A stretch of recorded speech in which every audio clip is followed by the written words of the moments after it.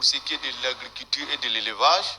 Au total, ça fait 592 milliards qui est prévu pour être injecté dedans. Pour le moment, nous avons 804 milliards et ce n'est que le début.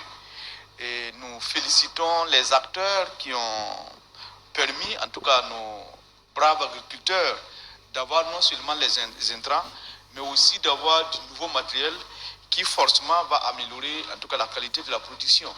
Bon, maintenant, il faudrait que les bénéficiaires s'inscrivent dans le sens de la discipline, dans le sérieux et dans aussi les défis pour qu'à la fin de cette saison-là, on sente effectivement que, en tout cas, la quantité de production a littéralement augmenté.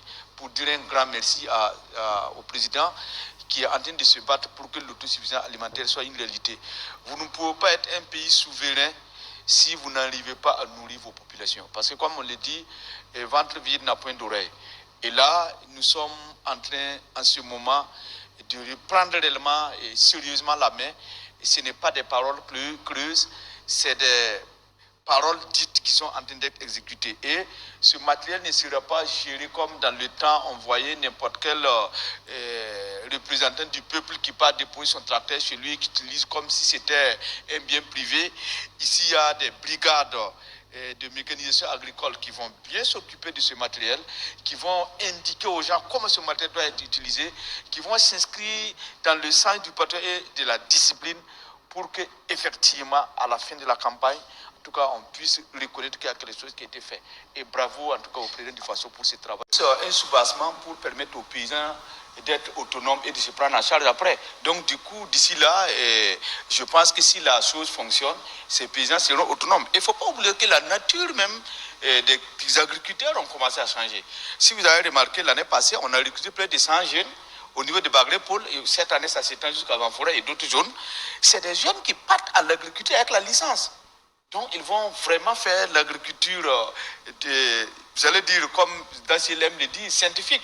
Donc, ça ne sera plus un tâtonnement constant. Donc, ça veut dire que la poursuite des dons.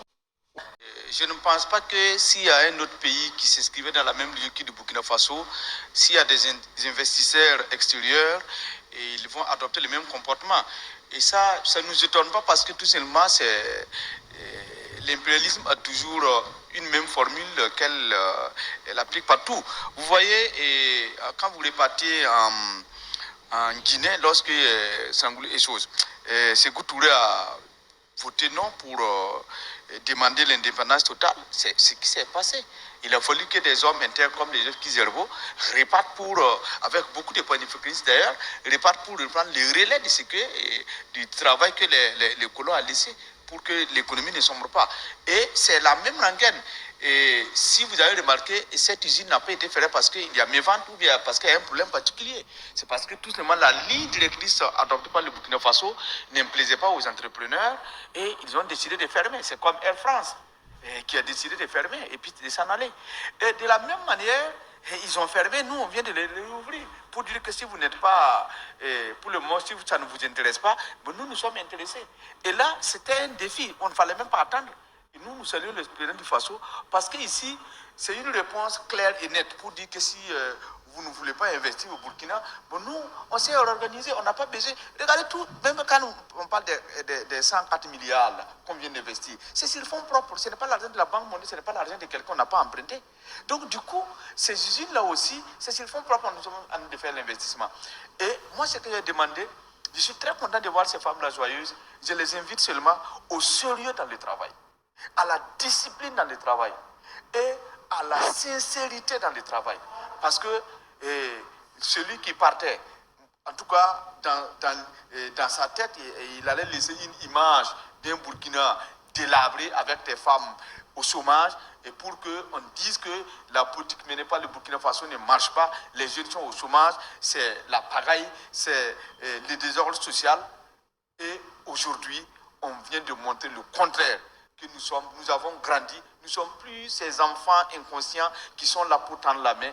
Nous avons décidé de prendre en tout cas en charge notre responsabilité et on a envie de le faire comme ça par le travail. Il y a aussi la frère et ami qui a accepté quitter le confort et les facilités de la Turquie pour répondre à l'appel en tout cas de son pays. Il est là, ça fait plus de 50 jeunes qui y travaillent, sans oublier les activités, les infrastructures sociales qu'il a eu à faire pour le village. Ça fait chaud au cœur. Et ce qui est intéressant aussi, c'est un exemple pour nos autres frères qui sont à l'extérieur, de savoir que l'époque de la corruption, il faut poser une pierre sur un dossier pour que ça puisse avancer. Ça, c'est révolu. Nous avons des jeunes qui sont engagés, une administration qui travaille nuit et jour pour que, en tout cas, la pétition de l'État soit entendue. Donc, ils demandent seulement aux investisseurs de venir.